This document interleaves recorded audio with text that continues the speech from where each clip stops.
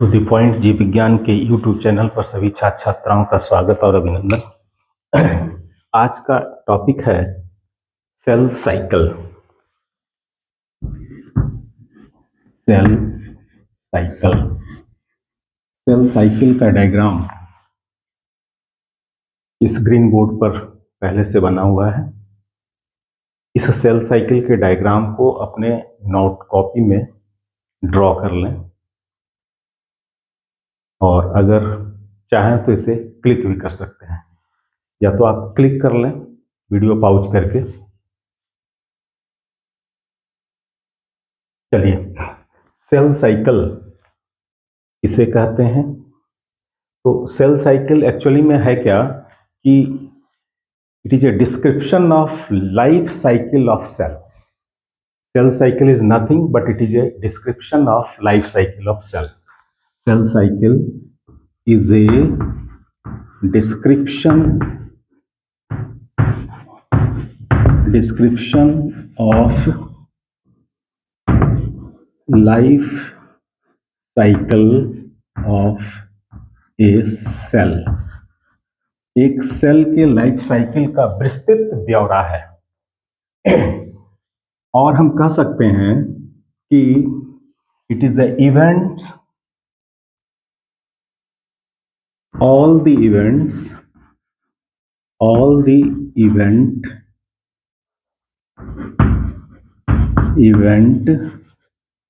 which takes place between interphase and dividing phase।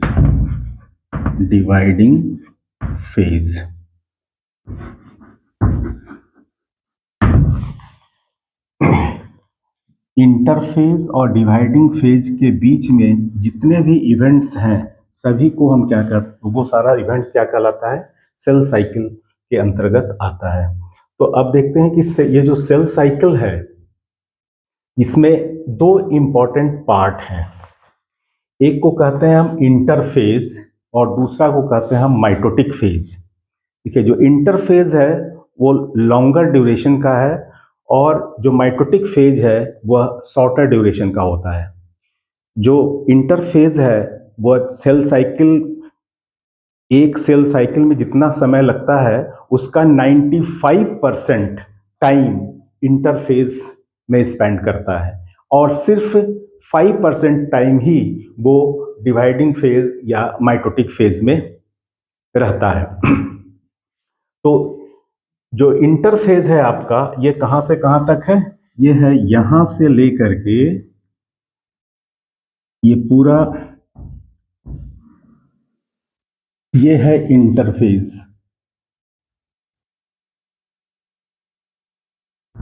ये यहां तक, इस पॉइंट से लेकर के ये चारों तरफ यहां तक। कहने का मतलब G1, S और G2। यहां G1 से शुरू होगा, S से होता हुआ G2 तक का जो सफर है ये इसका क्या है? इंटरफेज है। इंटरफेज को हम हिंदी में क्या कहते हैं? विश्रामावस्था, रेस्टिंग स्टेज।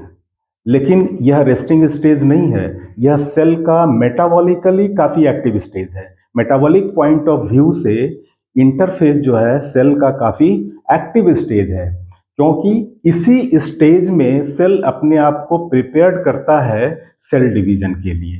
तो बहुत सारे मेटाबॉलिक एक्टिविटी सेल के अंदर होता है, लेकिन नाम इसका क्या है? इंटरफेज या विश्रामावस्था। यानी कि सेल डिवीजन के बाद का जो अवस्था है जिसमें सेल अपने आप को तैयार करता है सेल डिवीजन के लिए, उसको हम क्या कहते हैं? इंटरफेज। इस इंटरफेज को हम तीन पार्ट में बांटते हैं, G1, S और G2। और जो दूसरा पार्ट है इसको कहते हैं माइटोटिक या डिवाइडिंग फेज। तो माइटोटिक फेज सिर्फ 5% टाइम लेगा, जबकि इंटरफेज टोटल टाइम जितना भी होगा उसका 95%। तो सबसे पहले देखिए, अब इस माइटोटिक फेज में भी देखिए कि दो पार्ट हैं इस माइटोटिक फेज के। एक पार्ट को कहते हैं हम कैरियोकाइनेसिस, कैरियोकाइनेसिस, और जो दूसरा पार्ट है इसको कहते हैं सी काइनेसिस। यहां पर मैंने लिखा है सी स्टैंड फॉर साइटोकाइनेसिस। काइनेसिस का मतलब होता है डिवीजन। तो माइटोटिक फेज में दो पार्ट हैं, एक को कहते हैं हम कैरियोकाइनेसिस और दूसरा को कहते हैं cytokinesis. Karyokinesis means division of nucleus. Cairo का मतलब ही होता है न्यूक्लियस, न्यूक्लियस का विभाजन क्या कहलाता है? कैरियोकाइनेसिस। और साइटोप्लाज्म के डिवीजन को हम क्या कहते हैं? साइटोकाइनेसिस। यानी माइटोटिक फेज में दो पार्ट हैं, कैरियोकाइनेसिस और साइटोकाइनेसिस। फिर देखिए कि जो कैरियोकाइनेसिस है उसमें भी 4 सब स्टेजेस हैं। सबसे पहला है प्रोफेज, फिर है मेटाफेज, फिर एनाफेज और फिर है टेलोफेज। तो जो कैरियोकाइनेसिस है उसमें 4 सब स्टेजेस पाए जाते हैं।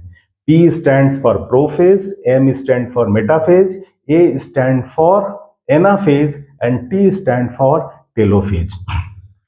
तो अब हम लोग देखते हैं एक एक करके कि हर फेज के अंदर कौन कौन से काम सेल साइकिल में होता है। सबसे पहला है जीवन। जो जीवन स्टेज है आपको दिख रहा होगा, ये जो जीवन स्टेज है इसका जो ड्यूरेशन है यह लंबा है। देखिए यहां से यहां तक का है एस फेज और फिर G2। इंटर फेज में सबसे छोटा G2 का दिख रहा है यहाँ पर, G1 और S का। जो एक सेल है डिवाइड करता है, जैसे अगर हम किसी प्लांट सेल को लेते हैं तो प्लांट सेल में भेसिया फावा है। भेसिया फावा में जो जीवन फेज होता है वो 12 घंटे का होता है, G2 फेज भी 12 घंटे का होता है और 6 घंटे का होता है एस फेज, और बाकी के 1 घंटा में ये पूरा माइटोटिक फेज होता है। यानी कि 12 दूनी 24 और 6 30 और 31 घंटे का वो साइकिल है। उस 31 घंटा में 6 घंटा सिर्फ सिंथेसिस फेज में, 12-12 घंटे का आपका G1 और G2 और 1 घंटे का होता है माइटोटिक फेज। अगर किसी कल्चर मीडियम में मेमेलियन सेल को रखा गया है और उसको देखा गया है तो उसका जो जीवन होता है वो कितने, उसका जो जीवन है वो 7 घंटे के आसपास का है। उसी तरह से एस फेज 5 घंटे का है और यहाँ पर जो G2 फेज है 3 घंटे का है। बाकी जो माइटोटिक फेज है वो 1 घंटे का है। इस तरह से जो सेल साइकिल का ड्यूरेशन है वो वेरी करता है। हम लोग देखेंगे सेल साइकिल का ड्यूरेशन कैसे वेरी करता है। तो सबसे पहले हम इंटरफेज की बात करेंगे। इंटरफेज को हम क्या कहते हैं? रेस्टिंग स्टेज कहते हैं, but it is not a resting stage, metabolically very active stage. और इस स्टेज में सेल अपने आप को प्रिपेयर करता है किस चीज के लिए? सेल डिवीजन के लिए। तो जीवन, तो ये जो जीवन स्टेज है, इस जीवन स्टेज में कौन कौन से काम होता है जीवन में? तो इंटरफेज के 3 पार्ट हैं, G1, S और G2। तो सबसे पहला पार्ट है G1।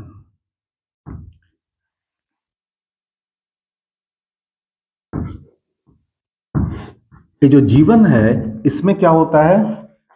RNA and protein synthesis.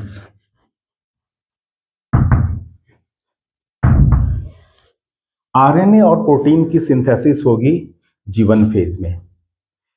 RNA, different types of RNA, messenger RNA, transfer RNA, ribosomal RNA.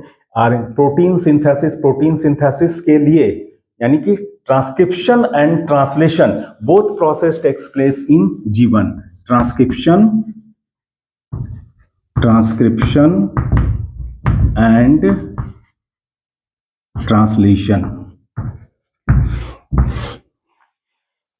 ये जो प्रोटीन होगा, कौन सा प्रोटीन होगा? उस प्रोटीन का इस्तेमाल कहां किया जाएगा? एस फेज में। एस फेज का मतलब होता है सिंथेसिस स्टेज। तो G1 को कहते हैं गैप फेज 1, S को कहते हैं सिंथेसिस स्टेज और G2 को कहते हैं हम गैप फेज 2। तो इंटरफेज में पहला है G1। जीवन में जो इंपॉर्टेंट वर्क काम होता है वो कौन सा है? आरएनए और प्रोटीन की सिंथेसिस होती है। आरएनए के बनने की क्रिया को हम ट्रांसक्रिप्शन कहते हैं और प्रोटीन बनने की क्रिया को हम क्या कहते हैं? ट्रांसलेशन। तो यहाँ जो प्रोटीन बनता है उस प्रोटीन का इस्तेमाल जब एस फेज में डीएनए का डुप्लीकेशन होता है तो उसमें उसका उपयोग किया जाता है। यानी कि डीएनए का जो मॉलिक्यूल है, जो पहले से डीएनए का मॉलिक्यूल है, वह डबल हो जाता है। यानी कि एक डीएनए मॉलिक्यूल रिप्लिकेशन के बाद अपने ही जैसा एक दूसरा मॉलिक्यूल को बनाएगा। तो सबसे पहला काम जीवन में क्या हो गया? आरएनए और प्रोटीन सिंथेसिस। आरएनए को हम कहते हैं ट्रांसक्रिप्शन, बनने की प्रक्रिया को, और प्रोटीन सिंथेसिस को कहते हैं ट्रांसलेशन। आरएनए भी बहुत तरीके का है, messenger RNA, transfer RNA, ribosomal RNA. ये सारे आरएनए जब आपस में मिलेंगे तभी जाकर के प्रोटीन का निर्माण होगा। अब देखिए, इस जीवन के बाद जो दूसरा स्टेज है एस को हम क्या कहते हैं? Synthesis stage. सिंथेसिस स्टेज है तो ये सिंथेसिस किस चीज का सिंथेसिस होता है? तो यहाँ पर डीएनए की सिंथेसिस होती है। जो दूसरा एस स्टेज में क्या होता है? Synthesis of DNA. Synthesis of DNA. जो भी डीएनए मॉलिक्यूल होगा वो अपने ही जैसा एक दूसरा डीएनए मॉलिक्यूल को बना देगा, और वह जो डीएनए मॉलिक्यूल बनेगा, बनने के बाद क्या हो जाएगा? सिंथेसिस से पहले जो इस स्टेज में जो डीएनए सेल के अंदर होता है उसको कहते हैं 2C value. 2C converted into 4C after synthesis. तो अगर हम कहें कि जीवन में जो सेल है, जीवन सेल में जो डीएनए कंटेंट है उसकी वैल्यू कितनी है? 2C। सिंथेसिस जब होगा तो इसमें कितना हो जाएगा? 4C। और इसके बाद फिर जो वैल्यू आएगा G2 में भी कितना होगा? 4C होगा। और यहाँ के बाद जब ये माइटोटिक कैरियोकाइनेसिस और साइटोकाइनेसिस के बाद जब दो सेल बनेंगे तो फिर वैल्यू कितना आ जाएगा? 2C होगा। तो एस फेज में क्या होता है? Synthesis of DNA.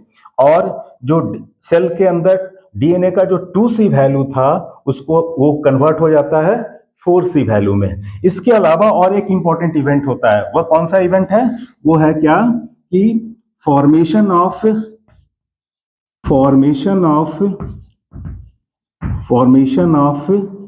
Centrosome. Animal cell में सेंट्रोसोम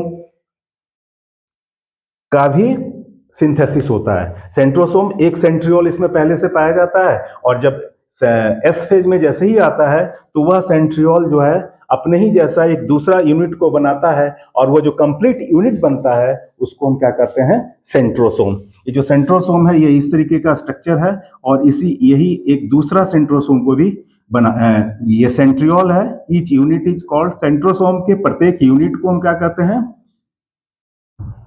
सेंट्रियोल। तो एक सेंट्रियोल ये है और ये दोनों को मिला करके ये क्या बन गया?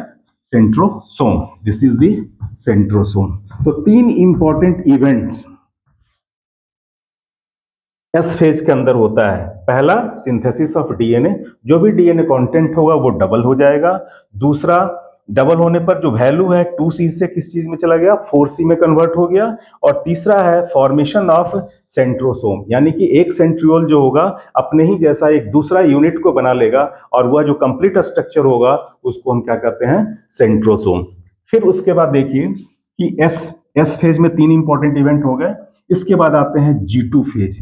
G2 फेज में भी आरएनए और प्रोटीन की सिंथेसिस जारी रहती है। आरएनए प्रोटीन की सिंथेसिस जीवन में भी शुरू हुआ, और वह जो चीज प्रोटीन बना उसका इस्तेमाल जब डीएनए का डुप्लीकेशन होगा तो उसमें किया जाता है।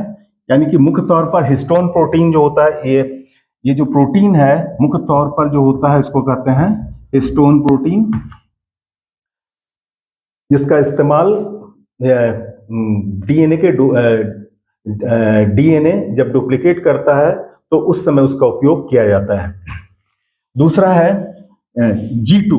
अब देखिए इस G2 में क्या क्या होता है? ये G2 बहुत ही इंपॉर्टेंट फेज है इंटरफेज का। कहे कि यही फेज ये डिसाइड करता है कि सेल माइटोसिस डिवीजन में जाएगा या मियोसिस डिवीजन में जाएगा। तो देखिए G2 डिसाइड कर रहा है, यानी कि ये प्लानिंग कर रहा है कि सेल किस में जाएगा, माइटोसिस में जाएगा कि मियोसिस में जाएगा। तो ये डिसीजन होता कैसे है उसको भी हम लोग देखेंगे। लेकिन सबसे पहले देखते हैं कि G2 में सबसे पहला काम क्या होता है। आरएनए और प्रोटीन की सिंथेसिस यहाँ पर जारी रहेगी, कंटिन्यूएशन में जारी रहेगा। यहाँ भी आरएनए प्रोटीन की सिंथेसिस हो रही थी, यहाँ भी आरएनए और प्रोटीन की सिंथेसिस जारी रहेगा। और इसमें एक इंपॉर्टेंट इवेंट क्या होगा, जो सेंट्रोसोम बना है इसके दोनों यूनिट अलग अलग हो जाएंगे, यानी कि सेंट्रोसोम दो सेंट्रियोल में डिवाइड कर जाएगा। किसमें डिवाइड करेगा, ये G2 फेज में। G2 फेज में सेंट्रोसोम डिवाइडेड इनटू 2 सेंट्रियोल। और जो तीसरा इंपॉर्टेंट इवेंट इसमें होता है वो क्या, तो वो है आपका, ये डिसाइड करता है कि सेल माइटोसिस में जाएगा कि मियोसिस में जाएगा। देखिए इसलिए इसको क्या कहा जाता है, प्लानिंग फेज भी कहते हैं इसको, प्लानिंग फेज, इसको क्या कहते हैं, प्लानिंग फेज। G2 को कहा जाता है प्लानिंग फेज। ये प्लान करता है कि सेल डिवीजन माइटोसिस में जाएगा या मियोसिस में जाएगा। तो इसके लिए एक साइंटिस्ट थे हॉटा, उन्होंने एक कॉन्सेप्ट दिया था और कहा कि अगर आरएनए और डीएनए का रेशियो 1 से ज्यादा होगा, मोर देन 1, तो जो सेल है वो माइटोसिस डिवीजन की तरफ मूव करेगा। लेकिन अगर आरएनए और डीएनए का रेशियो इक्वल टू 1 और लेस देन 1 होगा तो वह सेल जो है मियोसिस सेल डिवीजन की तरफ मूव करेगा। तो यह जो G2 फेज है ये डिसाइड करता है कि सेल माइटोसिस में जाएगा या मियोसिस में जाएगा। इस that's why it's acts like a traffic police. Traffic police का क्या काम है, वो जो है ट्रैफिक को डाइवर्ट करता है, इधर जाना है या लेफ्ट की तरफ जाओगे या राइट की तरफ जाओगे। ठीक उसी तरीके से G2 फेज भी एक ट्रैफिक पुलिस की तरह काम करता है और यह डायरेक्ट करता है सेल को कि माइटोसिस में जाएगा कि मियोसिस में जाएगा।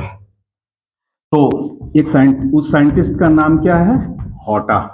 देखिए इन्होंने कहा कि आरएनए और डीएनए का रेशियो अगर मोर देन 1 होगा, 1 से ज्यादा होगा, तो किस में जाएगा, माइटोसिस में।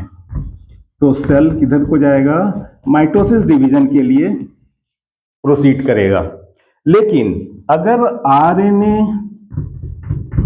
और डीएनए का रेशियो इक्वल टू 1 और लेस देन 1 है तो सेल किस में जाएगा, मियोसिस के लिए, मियोसिस डिवीजन की तरफ मूव करेगा। तो ये जो कॉन्सेप्ट दिया था किसने दिया था, हॉटा ने दिया था। तो इस तरीके से देखिए इसको हम ट्रैफिक फेज भी कहते हैं या प्लानिंग फेज भी कहा जाता है। तो फिर से एक बार, सेल साइकिल में 2 पार्ट हैं, एक को कहते हैं हम इंटरफेज और दूसरा को कहते हैं हम डिवाइडिंग फेज या माइटोटिक फेज भी कहा जाता है। देखिए जो इंटरफेज है उसमें 3 सब पार्ट्स हैं, G1, S और G2। जो G1 है उसमें पहला काम होता है आरएनए का सिंथेसिस, दूसरा काम होता है प्रोटीन का सिंथेसिस और इसके अलावा आरएनए के बनने के प्रोसेस को हम ट्रांसक्रिप्शन कहते हैं और प्रोटीन के बनने के प्रोसेस को हम ट्रांसलेशन कहते हैं। और वो जो प्रोटीन बनता है वह मुख्य रूप से कौन सा प्रोटीन होता है, हिस्टोन प्रोटीन होता है। इस हिस्टोन प्रोटीन का इस्तेमाल जो है क्रोमोसोम को बनाने में किया जाता है। इसके अलावा जो जीवन में है, जो सेल डिवीजन के बाद जस्ट बना है, उसमें जो डॉटर सेल में जो डीएनए का कंटेंट होगा उसको हम क्या कहते हैं, 2C वैल्यू। अब इस जीवन के बाद सेल एस फेज में गया। एस फेज में, एस को कहते हैं हम सिंथेसिस स्टेज। और इस स्टेज में क्या होता है, डीएनए का डुप्लीकेशन होता है और जब डीएनए अपने ही जैसा दूसरा कॉपी बना लेगा तब उसका जो वैल्यू होगा 2C का क्या हो जाएगा, 4C, यानी दुगना हो गया, 2C कन्वर्टेड इनटू 4C। और एक तीसरा इंपॉर्टेंट इवेंट होता है फॉर्मेशन ऑफ सेंट्रोसोम। सेंट्रोसोम का निर्माण करता है, यानी एक सेंट्रियोल अपने ही जैसा एक दूसरा यूनिट बना लेता है और ये जो स्ट्रक्चर बनता है इसको हम क्या कहते हैं, सेंट्रोसोम कहते हैं। इसके बाद आता है G2 फेज। G2 फेज में आरएनए प्रोटीन की सिंथेसिस जारी रहेगी। आरएनए प्रोटीन का सिंथेसिस करने का मतलब है कि वह प्रोटीन जो स्पिंडल फाइबर का निर्माण करता है, क्योंकि माइटोटिक फेज में स्पिंडल फाइबर की जरूरत पड़ती है और जो स्पिंडल फाइबर होता है वह ट्यूबुलिन प्रोटीन का बना हुआ होता है। तो जो G2 फेज में प्रोटीन का सिंथेसिस जो हो रहा है वह मुख्य तौर पर कौन सा प्रोटीन बनाएगा? वह जो प्रोटीन बनेगा ट्यूबुलिन प्रोटीन होगा। और वह ट्यूबुलिन प्रोटीन किसके लिए जरूरी है? Formation of spindle fibre.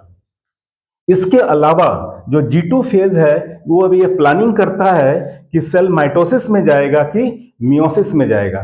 तो माइटोसिस और मियोसिस में कब जाएगा सेल डिवीजन? सेल इसको डिसाइड करता है कौन? आरएनए और डीएनए का रेशियो। आरएनए और डीएनए का रेशियो अगर मोर देन 1 है तो ये माइटोसिस में जाएगा, और अगर आरएनए और डीएनए का रेशियो इक्वल टू 1 और लेस देन 1 है तो ये मियोसिस सेल डिवीजन में जाएगा। इस आधार पर इसको कहा जाता है ट्रैफिक फेज भी कहते हैं या प्लानिंग फेज भी कहा जाता है। अब देखिए, एस को हम कहते हैं सिंथेसिस स्टेज। एस से पहले वाले स्टेज को हम क्या कहते हैं? G1, और इसको कहते हैं प्री सिंथेसिस स्टेज भी कहा जाता है। G1 is also called pre synthesis stage, और G2 को हम क्या कहते हैं? Post synthesis stage.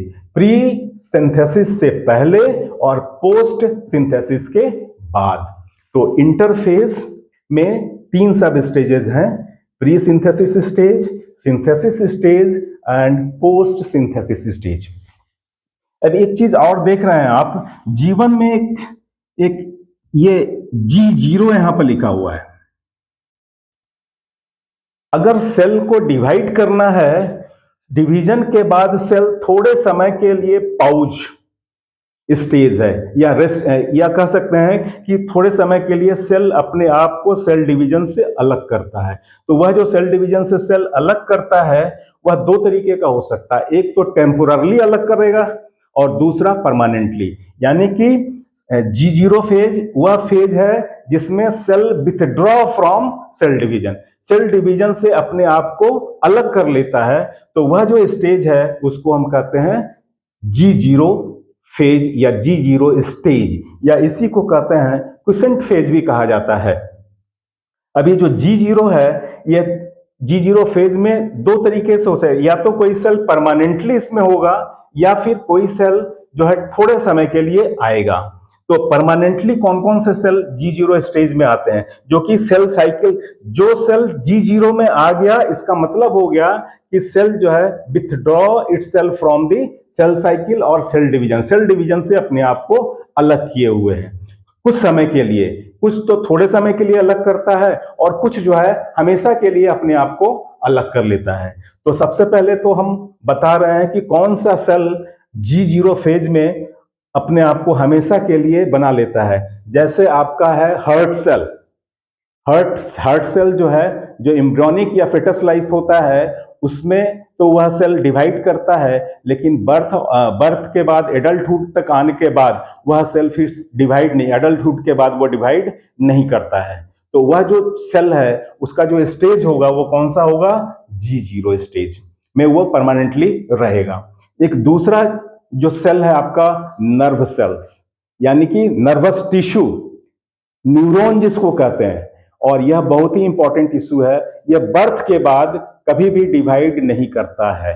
तो यह भी किस स्टेज में रहता है? परमानेंटली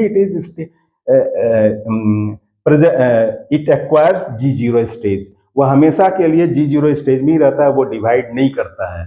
तो देखिए, शरीर के अंदर सबसे ज्यादा जो इंपॉर्टेंट सेल है वो है आपका नर्व सेल।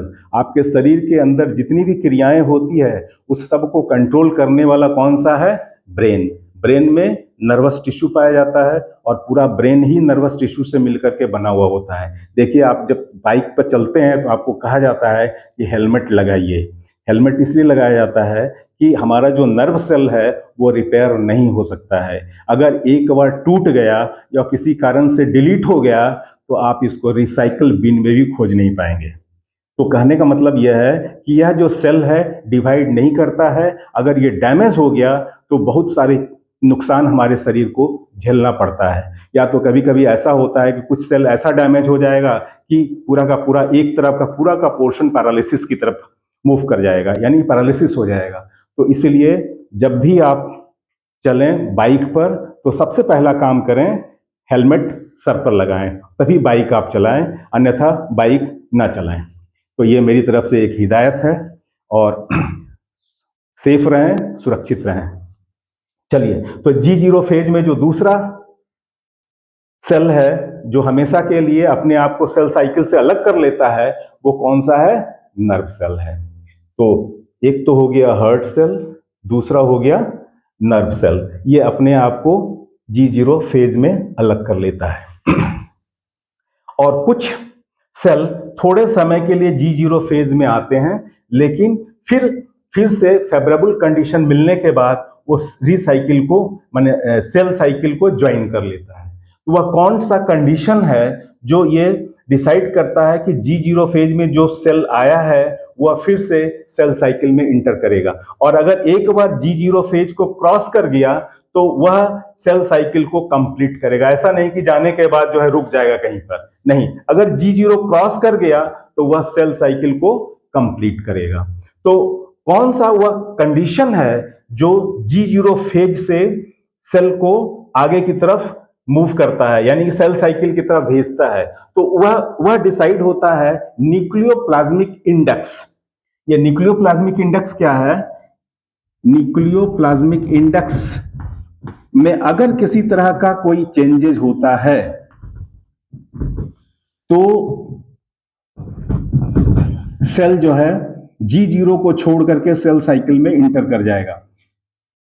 तो nucleoplasmic index is equal to Vn volume of nucleus divided by volume of cytoplasm minus volume of nucleus। ये है आपका न्यूक्लियोप्लाज्मिक इंडेक्स, इसको कहते हैं न्यूक्लियोप्लाज्मिक इंडेक्स। और ये इक्विलिब्रियम स्टेज है सेल का। इस इक्विलिब्रियम स्टेज में किसी तरह का भी अगर डिस्टरबेंस होगा तो सेल को पुश करेगा सेल साइकिल में जाने के लिए, यानी मजबूर हो जाएगा सेल कि सेल साइकिल में ही जाए ताकि वह इक्विलिब्रियम को फिर से रीगेन कर सके। तो ये न्यूक्लियोप्लाज्मिक इंडेक्स ही डिसाइड करता है कि सेल जो है G0 फेज में रहेगा या G0 फेज को छोड़कर अगर सेल साइकिल में को कवर करेगा, यानी पूरा करेगा। तो ये है आपका G0 फेज में आपका कौन सा है? हार्ट सेल है, और कौन सा है? नर्व सेल है, और इवन आपका जो मसल सेल है वह भी G0 फेज में ही होता है। मसल सेल्स में, मैच्योर मसल सेल्स में डिवीजन नहीं होता है। अगर मसल सेल्स को बनना होता है तो वो किससे बनेगा? मायोब्लास्ट सेल से मसल्स का फॉर्मेशन होगा, यानी मसल सेल भी डिवाइड नहीं करता है। तो G0 फेज में कौन कौन से सेल हो गए? एक तो हो गया हार्ट सेल जो फेटल और एम्ब्रियोनिक लाइफ में ही डिवाइड करता है और हार्ट का निर्माण करता है, और एडल्टहुड आते आते वह परमानेंटली G0 फेज में चला जाता है। नर्व सेल कभी भी नहीं डिवाइड, बर्थ के बाद कभी भी वो डिवाइड नहीं करता है, और मसल सेल्स भी एडल्टहुड में आते आते वह भी मसल भी डिवाइड नहीं करता है। अगर मसल का बनना होता है तो किस सेल से बनेगा? जो इसका एम्ब्रियोनिक सेल है, स्टेम सेल जिसको कहते हैं मायोब्लास्ट, उसी से मसल्स का फॉर्मेशन होगा। तो ये G0 फेज में परमानेंटली है। टेम्पोररी रूप से न्यूक्लियोप्लाज्मिक इंडेक्स जब इक्विलिब्रियम में रहेगा तब वो रहेगा। अगर इस इक्विलिब्रियम में कहीं भी डिस्टरबेंस होगा तो वह G0 को छोड़ करके सेल साइकिल में चला जाएगा, और जब एक बार G0 को क्रॉस कर गया तो वह बाउंड होगा कि सेल साइकिल को कंप्लीट करे। तो ये था आपका G0, यानी कि इंटरफेज से G1 का एक स्टेज है। अगर सेल अपने आप को सेल डिवीजन से अलग करता है तो कहां जाएगा? G0 फेज में जाएगा। जो दूसरा पार्ट है इसका, माइटोटिक फेज। माइटोटिक फेज का जो ड्यूरेशन होता है ये इंटरफेज की तुलना में काफी शॉर्ट होता है, यानी 5% टाइम ही इसमें सेल स्पेंड करता है। इस माइटोटिक फेज को हम दो पार्ट में बांटते हैं, karyokinesis and cytokinesis. Karyokinesis, Cairo का मतलब होता है न्यूक्लियस, काइनेसिस का मतलब होता है division. Division of nucleus is called karyokinesis, और division of cytoplasm is called cytokinesis. अभी जो न्यूक्लियस का डिवीजन है वह दो तरीके से हो सकता है, non reductional karyokinesis and reductional karyokinesis. Non reductional karyokinesis कब होता है? नॉन रिडक्शनल कैरियोकाइनेसिस तब होगा जब सेल माइटोसिस डिवीजन में इंटर करेगा, और रिडक्शनल कैरियोकाइनेसिस तब होगा जब सेल जो है मियोसिस डिवीजन में इंटर करेगा। यानी कि कैरियोकाइनेसिस दो तरीके का हो गया, एक को कहते हैं नॉन रिडक्शनल कैरियोकाइनेसिस जो माइटोसिस में होगा, और दूसरा होगा रिडक्शनल कैरियोकाइनेसिस जिसमें न्यूक्लियस का डिवीजन होगा, जिसमें क्रोमोसोम की संख्या आधी हो जाएगी, और इसलिए उसको क्या कहते हैं? Reductional karyokinesis. और ये जब काइनेसिस किस में होगा? जब सेल मियोसिस में जाएगा। लेकिन ओवरऑल कैरियोकाइनेसिस जो कंप्लीट होता है वो ये 4 स्टेजेस में कंप्लीट होता है, prophase, metaphase, anaphase and telophase. Prophase को प्रारंभिक अवस्था भी कहते हैं, और ये it is the longest phase of karyokinesis. यह कैरियोकाइनेसिस का सबसे लंबा फेज है। Metaphase is called chromosome study phase, क्योंकि यहां पर क्रोमोसोम के दोनों क्रोमेटिड्स बहुत ही साफ साफ दिखाई देते हैं, और दोनों क्रोमेटिड्स एक पॉइंट पर जोड़ा जाता है जिसको सेंट्रोमेयर कहते हैं। तो यहाँ पर क्रोमोसोम की मैक्सिमम कंडेंसेशन होता है क्रोमोसोम का, और यहाँ पर इसलिए इस फेज को क्या कहते हैं? मेटाफेज को कहते हैं क्रोमोसोम स्टडी फेज भी कहा जाता है। क्रोमोसोम की अगर डिटेल स्टडी करनी है तो हम मेटाफेज का ही चयन करते हैं। Anaphase is the shortest phase and telophase is the last phase, और it is also known as the reverse phase। ये रिवर्स फेज किसका है? प्रोफेज का रिवर्स फेज है। यानी प्रोफेज में जो काम होता है उसका जस्ट उल्टा काम होगा टेलोफेज में। जैसे अगर प्रोफेज में न्यूक्लियर मेम्ब्रेन गायब होता है तो टेलोफेज में न्यूक्लियर मेम्ब्रेन रीअपियर हो जाएगा, यानी कि जस्ट उसका रिवर्स काम करेगा। तो ये इसको कहा जाता है, टेलोफेज को हम क्या कहते हैं? रिवर्स फेज भी कहते हैं इसको। तो prophase the longest one, metaphase chromosome study phase, anaphase chromosome के दोनों क्रोमेटिड्स अलग हो जाते हैं और यह शॉर्टेस्ट फेज का होता है। टेलोफेज को हम कहते हैं रिवर्स फेज, जो कि प्रोफेज का जस्ट उल्टा होता है। इसके बाद सेल इंटर करता है साइटोकाइनेसिस में। साइटोकाइनेसिस किसको कहते हैं? Division of cytoplasm. साइटोप्लाज्म के बंटने की प्रक्रिया को हम क्या कहते हैं? साइटोकाइनेसिस। अभी जो साइटोकाइनेसिस है एनिमल और प्लांट सेल में दोनों में अलग अलग तरीके से होता है। एनिमल सेल में जो साइटोकाइनेसिस होगा उसको हम क्या कहेंगे? उसको हम कहते हैं with the help of cell furrow, और सेल फोरो का फॉर्मेशन होता है बाहर से सेंट्रीपिटल, और जो प्लांट में साइटोकाइनेसिस होता है with the help of cell plate, और सेल प्लेट का जो फॉर्मेशन होता है सेंट्रीफ्यूगल होता है। तो देखिए सेल के अंदर कैरियोकाइनेसिस के बाद सेल के अंदर दो न्यूक्लियस बन जाएगा, बाइकैरियोनिक दो न्यूक्लियस इसमें बन गए, 2 डॉटर न्यूक्लियर का बन गया। अब क्या होगा? साइटोप्लाज्म का डिवीजन होगा। साइटोप्लाज्म के डिवीजन के लिए क्या होगा कि सेल फोरो, यानी कि ये प्लाज्मा मेम्ब्रेन है, तो ये इधर से कॉन्स्ट्रिक्ट करेगा और नीचे की तरफ से, ये दोनों तरफ से ये ऐसे बढ़ेगा और ये ऊपर से नीचे की तरफ आएगा। धीरे धीरे धीरे धीरे ये ऊपर से नीचे और ये नीचे से ऊपर की तरफ, जहां पर दोनों मिलेगा वहीं बीच से ये दोनों अलग हो जाएंगे। तो देखिए सेल फोरो का फॉर्मेशन जो कहां से कहां हुआ? ये पेरीफेरी था, पेरीफेरी से सेंटर की तरफ हुआ, इसलिए सेल फोरो फॉर्मेशन कैसा है? सेंट्रीपिटल है। अगर इसको सेंटर माने और इसको पेरीफेरी माने तो सेल फोरो का फॉर्मेशन किधर से हो रहा है? Periphery to centre, periphery to centre, यानी कि सेंट्रीपिटल। लेकिन अगर प्लांट सेल है तो प्लांट सेल में सेल प्लेट के द्वारा साइटोकाइनेसिस पूरा होता है। तो इस प्लांट सेल के अंदर देखिए कि यहाँ पर 2 न्यूक्लियस बन गया और ये बीच से शुरू होगा। यहाँ पर सेल प्लेट का फॉर्मेशन सेंटर से पेरीफेरी की तरफ, इधर से इधर और इधर से इधर। अगर सेंटर से पेरीफेरी की तरफ सेल प्लेट का मूवमेंट हो रहा है तो यह जो सेल होगा ये कैसा होगा? यह जो सेल प्लेट बनेगा ये कैसा बनेगा, सेंट्रीफ्यूगल। तो सेल फॉरो का फॉर्मेशन सेंट्रीपिटल होता है, जबकि सेल प्लेट का फॉर्मेशन सेंट्रीफ्यूगल। सेल प्लेट कब बनता है, प्लांट सेल का जब साइटोकाइनेसिस होता है। सेल फॉरो किसमें होता है, एनिमल सेल में होता है। तो ये है आपका सेल साइकिल। सेल साइकिल को हम कैसे कहते हैं, it is a description of life cycle of a cell और all the event which takes place between the interphase and dividing phase. इसी को क्या कहते हैं, सेल साइकिल। तो अब देखिए कि सेल साइकिल को हम दो पार्ट में बांटते हैं। एक को कहते हैं हम, इस सेल साइकिल को दो पार्ट में बांटते हैं। एक हो गया इंटरफेज, देखिए ये है आपका इंटरफेज, और ये जो दूसरा है इसको हम कहते हैं डिवाइडिंग फेज। ये है आपका डिवाइडिंग फेज। देखिए जो इंटरफेज है इसमें 3 सब स्टेजेस हैं। कौन कौन सा है, एक है G1, दूसरा है S और तीसरा है G2। जो डिवाइडिंग फेज है उसमें देखिए इसको हम दो पार्ट में बांटते हैं। इसके दो सब स्टेजेस, दो पार्ट हैं। एक को कहते हैं हम डिवाइडिंग फेज, या इसको कहते हैं माइटोटिक फेज भी कहा जाता है, डिवाइडिंग फेज, और इसी को कहते हैं हम माइटोटिक फेज। ये माइटोटिक फेज है और dividing phase.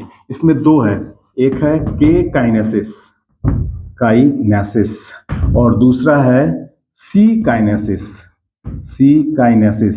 C stand for cytoplasm या साइटोकाइनेसिस। तो K kinesis division of nucleus, इसको कहते हैं डिवीजन ऑफ न्यूक्लियस। इसमें न्यूक्लियस का डिवीजन होगा। और जो दूसरा है वो है साइटोकाइनेसिस। साइटोकाइनेसिस में डिवीजन ऑफ साइटोप्लाज्म, ये साइटोप्लाज्म का डिवीजन होगा। कैरियोकाइनेसिस दो तरीके का, reductional karyokinesis and non reductional karyokinesis. Reductional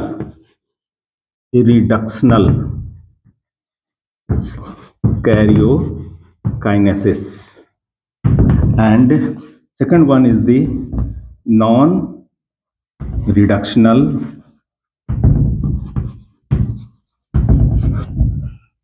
karyokinesis. जो नॉन रिडक्शनल कैरियोकाइनेसिस होगा ये किसमें होगा, इसका एग्जाम्पल है मियोसिस सेल डिवीजन, मियोसिस। और जो रिडक्शनल कैरियोकाइनेसिस होगा वो किसमें होगा, इसका एग्जाम्पल है माइटोसिस। माइटोसिस में जो नॉन रिडक्शनल कैरियोकाइनेसिस होगा वह माइटोसिस होगा, और जो रिडक्शनल कैरियोकाइनेसिस होगा वो कैसा होगा, मियोसिस। ये मियोसिस में होगा।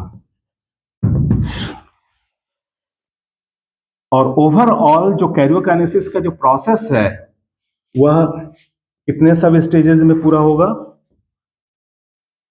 तो 4, prophase, metaphase, anaphase and telophase.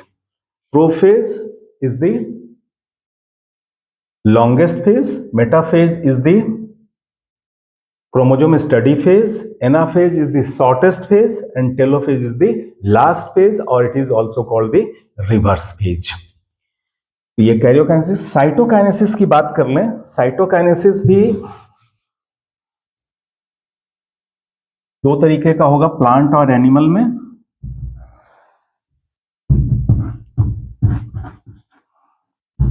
Plant और animal. Cytokinesis division of cytoplasm है। प्लांट में with the help of cell plate, ये सेल प्लेट के द्वारा होगा। और जो सेल प्लेट का फॉर्मेशन है वो क्या होगा, सेंट्रीफ्यूगल। और एनिमल सेल में जो साइटोकाइनेसिस होगा with the help of cell furrow, with the help of cell furrow.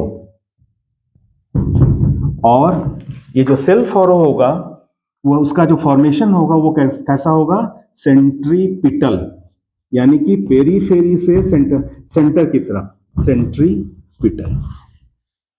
तो ये है आपका कैरियो साइटोकाइनेसिस, ये था कैरियोकाइनेसिस। इंटरफेज G1, S और G2। G1 को हम कहते हैं pre synthesis stage, S stand for synthesis, S stand for synthesis, synthesis stage ये हो गया। और ये सिंथेसिस के बाद का है, इसलिए क्या कहते हैं आप, post synthesis stage, post synthesis stage. और इसको हम कहते हैं, सिंथेसिस से पहले का है इसलिए इसको कहते हैं प्री सिंथेसिस स्टेज। इसको क्या कहते हैं हम, प्री सिंथेसिस स्टेज भी कहा जाता है। तो ये था आपका इंटरफेज और ये है डिवाइडिंग फेज। तो ये है आपका सेल साइकिल। अब हम लोग देखते हैं duration of cell cycle, duration of cell cycle.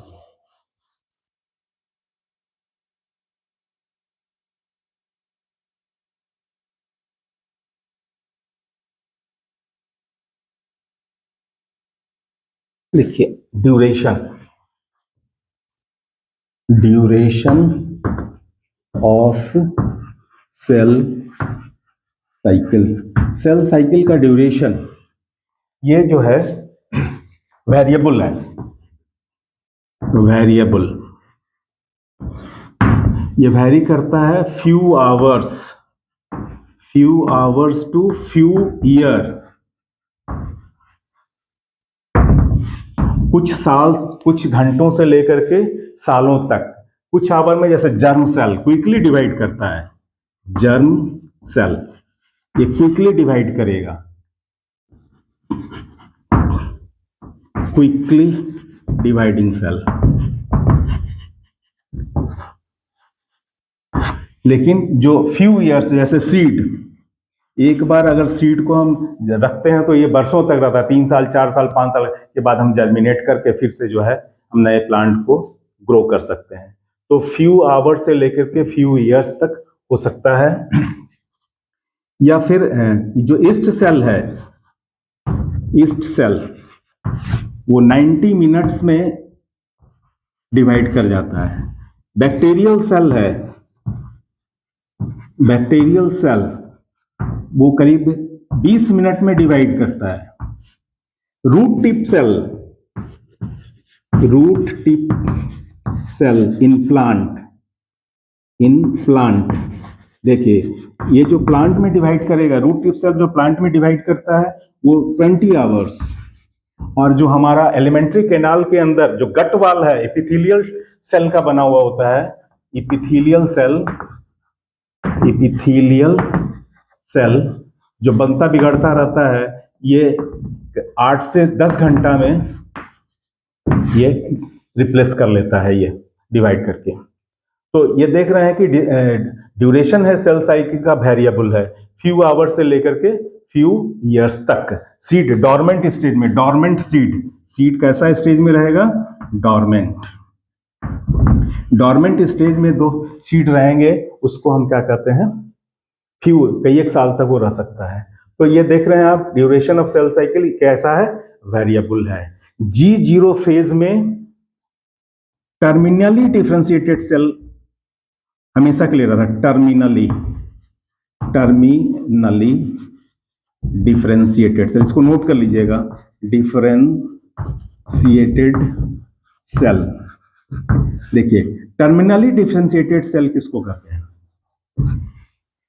Terminally differentiated cell उस सेल को कहते हैं जो फर्दर फिर डिवाइड नहीं करता। जैसे गैमेट्स, गैमेट्स जो होता है वो टर्मिनली डिफरेंशिएटेड सेल है और G0 स्टेज में ही पाया जाता है। जैसे स्पर्म, स्पर्म अगर बन गया तो ये फिर से स्पर्म सेल में कोई डिवीजन नहीं होगा, तो such type of cell is known as terminally differentiated cell. Similarly egg cell में भी तब तक डिवीजन स्टार्ट नहीं होगा एग में जब तक कि वह फर्टिलाइजेशन उसमें नहीं होगा। जब फर्टिलाइजेशन हो जाएगा तो फिर से वो डिसाइड करेगा। तो गैमेट जो होता है, चाहे स्पर्म हो या ओवा, वो टर्मिनली डिफरेंशिएटेड सेल है, और इन दोनों का जो प्रोडक्ट है जाइगोट, ये डिवाइड करेगा, डिवाइडिंग,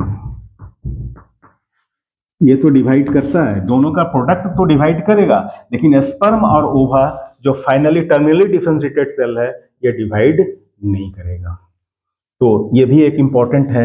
ये भी कैसा रहता है, G0 स्टेज में ही रहता है ये।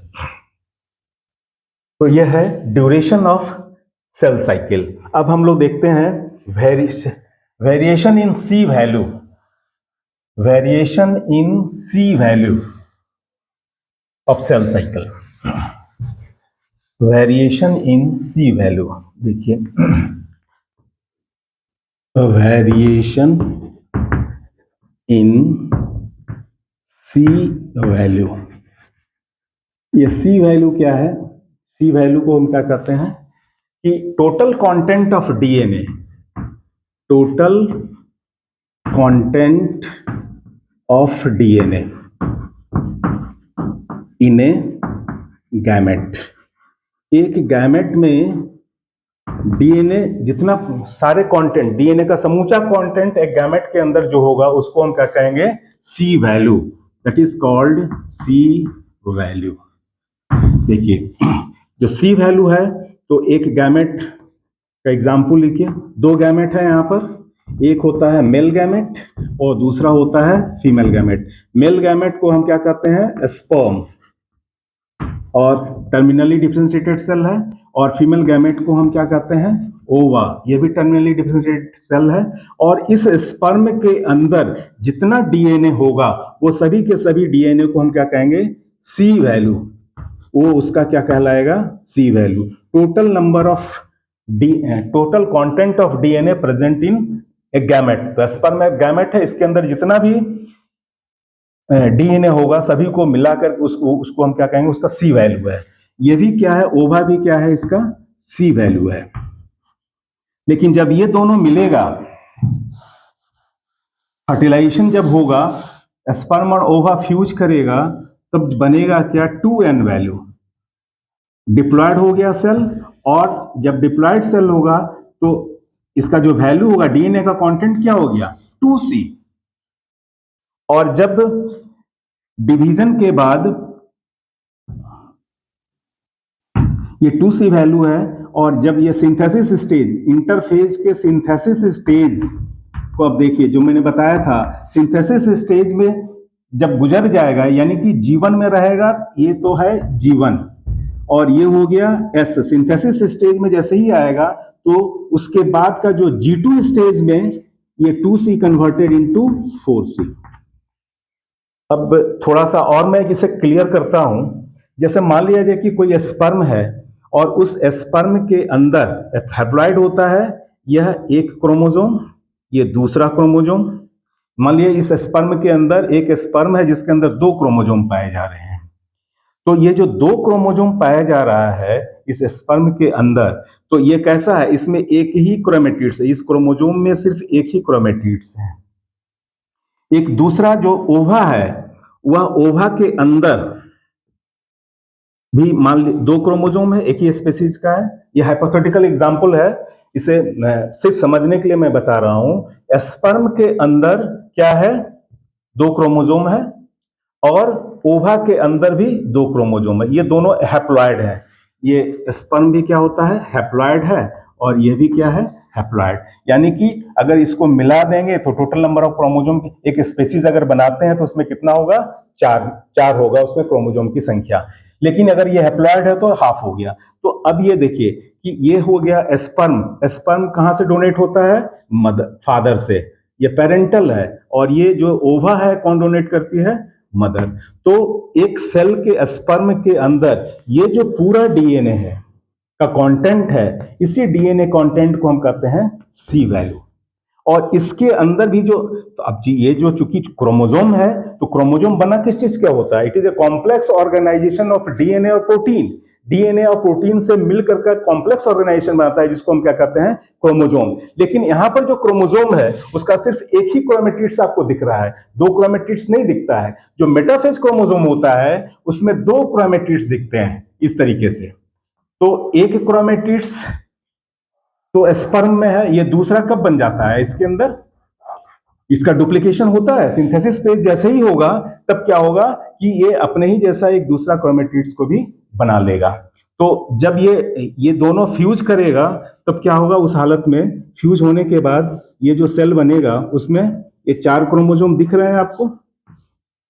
ये भी, ये ओवा है, ये स्पर्म है, तो इसके अंदर सी वैल्यू है, इसके अंदर भी सी वैल्यू है।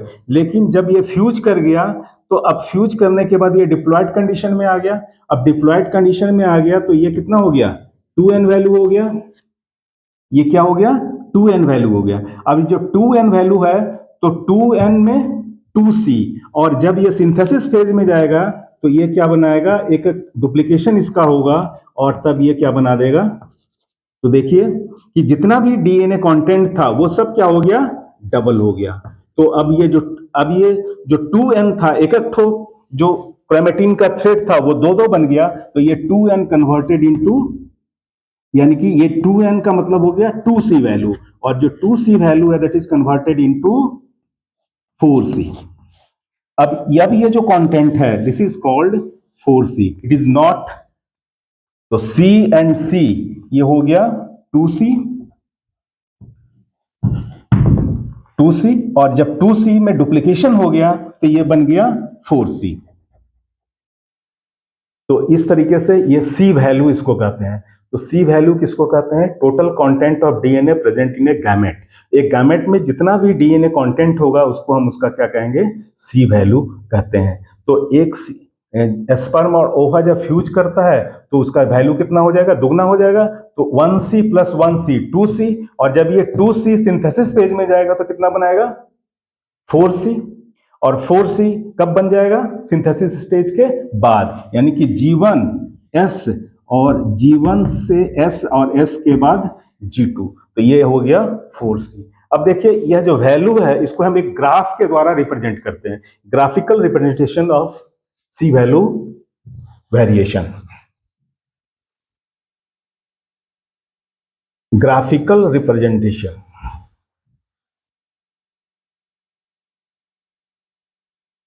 Graphical representation, representation of C value variation. देखिए इसको,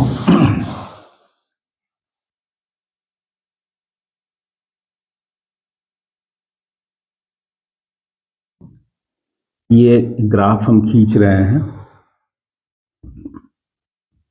ये है आपका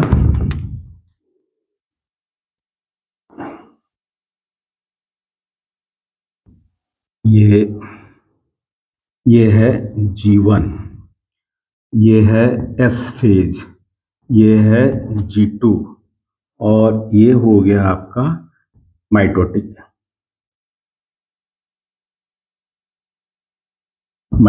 फेज। और माइटोटिक फेज के बाद जो प्रोडक्ट बनेगा उसमें जो वैल्यू होगा, ये डाउटर सेल अगर बन रहा है तो उसमें क्या होगा? देखिए ये है माइटोटिक फेज। तो जब ये था 2C, इसके बाद ये हो गया 4C।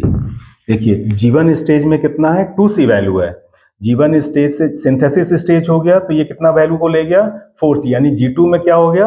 4C। फिर माइटोटिक स्टेज में जब आया तो ये घटने लगा, और घट करके ये कितना हो गया? डॉटर सेल में, जो प्रत्येक डॉटर सेल होगा उसका वैल्यू कितना होगा? 2C। तो 2C से 4C और फिर 4C से 2C। तो ये जो ग्राफ है, graphical representation of C value variation, graph plotted between, किसके किसके बीच में प्लॉट किया गया है, C value and different stages of cell division,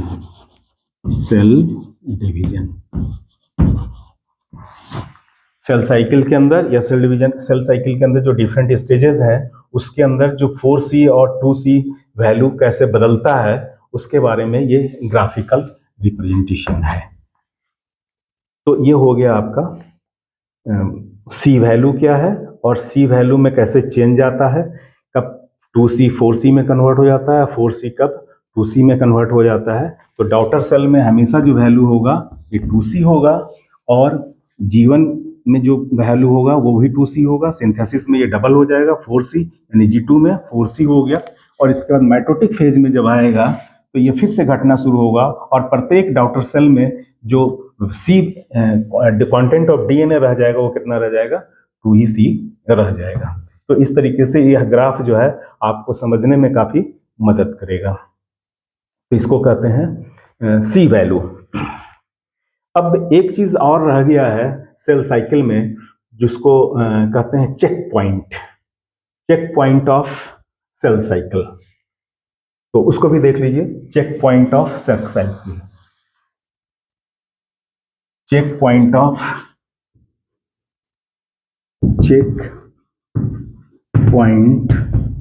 of cell cycle. देखिए ये जो चेक पॉइंट है सेल साइकिल का वो 3 जगह पर होता है चेक पॉइंट इसका। एक तो हो गया ये एक चेक पॉइंट, हम यहां से शुरू करते हैं, this is the number 1, check point number 1 G1, check point number 2 synthesis stage, check point number 3 G2 and check point number 4 mitotic. ये 4 चेक पॉइंट हैं इसके सेल साइकिल के। जो पहला चेक पॉइंट है ये इंश्योर करता है कि जो सेपरेशन के बाद जो क्रोमोसोम बना है, जो क्रोमोसोम है उसमें किसी तरह का उसका जो डीएनए है, क्रोमोसोम डीएनए से बना हुआ होता है, उस डीएनए के अंदर कोई डैमेज नहीं है। तो ये डिटेक्ट करेगा, यह चेक पॉइंट डिटेक्ट करेगा कि जो माइटोटिक के बाद क्रोमोसोम सेपरेशन के बाद जो डॉटर सेल में क्रोमोसोम गया है उसमें किसी तरह का कोई भी अल्टरेशन या एरर नहीं है, यानी ये डिटेक्ट करता है। तो पहला चेक पॉइंट, अगर किसी तरह का कोई एरर होगा तो डिटेक्ट करने के बाद उसको उसे रिपेयर कर देगा। तो पहला चेक पॉइंट यही हो गया। दूसरा, तो पहला मॉनिटरिंग कर लिया ये कि सेल डिवाइड कर गया है और डिवीजन के बाद जो डॉटर सेल बना है उसके अंदर जो क्रोमोसोम को बनाने वाला डीएनए है उसमें एररलेस है, उसमें किसी तरह का कोई डैमेज नहीं है। अगर डैमेज है तो उसको क्या करेगा, करेक्शन करेगा। दूसरा है आपका सिंथेसिस। सिंथेसिस स्टेज में क्या है कि जो डीएनए है, सेल के अंदर बहुत सारा क्रोमोसोम पाया जाता है, हर क्रोमोसोम बहुत सारे डीएनए से मिलकर के बना होता है, तो हर डीएनए का डुप्लीकेशन होना जरूरी है। अगर डीएनए डुप्लीकेशन नहीं होगा तो एक डीएनए मॉलिक्यूल है और ये दूसरा डीएनए मॉलिक्यूल है तो ये अपने ही जैसा दूसरा डीएनए मॉलिक्यूल बना लेगा। तो ये सिंथेसिस स्टेज में जितना भी डीएनए होगा, अगर 4 डीएनए है, 1 2 3 4, तो ये चारों डीएनए अपने ही जैसा दूसरा डीएनए को भी बना लेगा। यानी कि एक डीएनए का मतलब एक क्रोमोसोम, ये हाफ क्रोमोसोम हो गया और इसी के तरह ये डुप्लीकेट करके दूसरा डीएनए जो हो गया ये दूसरा क्रोमोसोम हो गया। तो यहां पर ये डिटेक्ट कर लेगा, अगर 4 क्रोमोसोम है तो चारों क्रोमोसोम ने अपने पेयर क्रोमेटिड्स को बनाया है या नहीं बनाया है, ये जो चेक करेगा, डिटेक्ट करेगा, वह चेक पॉइंट है आपका एस चेक पॉइंट, यानी सिंथेसिस फेज चेक पॉइंट है। यहां पर ये डिटेक्शन हो जाएगा कि जो डीएनए का रेप्लिकेशन हुआ है वो एररलेस है, उसमें किसी तरह का कोई एरर नहीं है। अब ये G2 जो आपका तीसरा चेक पॉइंट है, यह चेक पॉइंट यह इंश्योर करता है कि जो सिंथेसिस हुआ है डीएनए का एस फेज में, वह उसका जो डीएनए है डैमेजलेस है, उसमें किसी तरह का कोई डैमेज नहीं है। अगर डैमेज नहीं है तो आगे की तरफ जाने देगा, अगर डैमेज होगा तो वो आगे की तरफ जाने नहीं देगा, वहीं पर उसको करेक्शन करवाएगा पहले और तब उसको आगे की तरफ जाने देगा। तो ये जो तीसरा चेक पॉइंट है इसका। चौथा जो चेक पॉइंट है वह माइटोटिक फेज है, एम चेक पॉइंट भी कहते हैं या स्पिंडल फेज चेक पॉइंट कहते हैं। इस चेक पॉइंट में यह इंश्योर कर लिया जाता है कि जो क्रोमोसोम मेटाफेज में सजा है उस प्रत्येक क्रोमोसोम से स्पिंडल फाइबर जुट गया हो।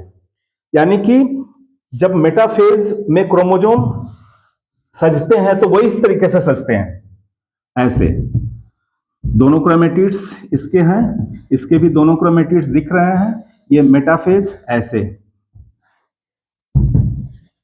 तो ये मेटाफेज क्रोमोसोम है, इसमें देखिए ये है आपका स्पिंडल फाइबर। तो ये जो स्पिंडल फाइबर है ये क्रोमोसोम के सेंट्रोमेयर से अटैच हो गया। अगर ये सेंट्रोमेयर से अटैच नहीं हुआ, ऐसे ही रह गया, तब क्या होगा कि जब डिवीजन होगा तो इधर वाला तो बंट जाएगा, इधर वाला एक तरफ चला जाएगा, तो एरर हो जाएगा। तो इसको भी स्प्लिट होकर के आना, तो ये स्प्लिट तब होगा जब इससे भी स्पिंडल फाइबर जुड़ा हुआ रहेगा। तो इसको कहते हैं स्पिंडल फाइबर चेक पॉइंट भी कहा जाता है। और ये जो स्पिंडल फाइबर चेक पॉइंट है ये इंश्योर करता है कि डॉटर सेल में क्रोमोसोम का जो बंटवारा दोनों क्रोमेटिड्स अलग अलग होने के बाद पहुंच जाए। तो ये इस चीज को इंश्योर करता है। और जब ये इंश्योर हो जाएगा तभी वो साइटोकाइनेसिस की तरफ आयनी की मेटाफेज से आगे बढ़ेगा, एनाफेज, टेलोफेज और साइटोकाइनेसिस की तरफ बढ़ेगा। तो ये 4 चेक पॉइंट्स हैं।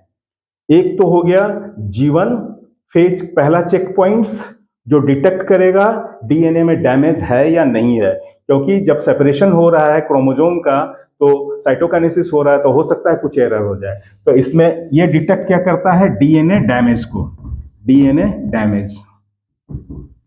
अगर कोई डैमेज है तो उसको वहीं रोक देगा, करेक्शन करेगा, तभी जाके आगे बढ़ेगा।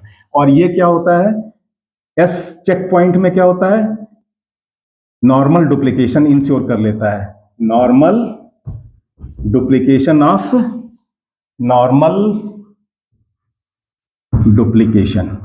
यानी कि जितने भी क्रोमोसोम हैं या क्रोमोसोम के अंदर डीएनए सभी के सभी डुप्लीकेट हो गए हैं, ये इंश्योर करेगा, ये यहां पर मॉनिटरिंग कर लेगा। अगर नहीं हुआ है तो उसको चेक यहीं पर कर देगा, फिर से उसको बनाएगा।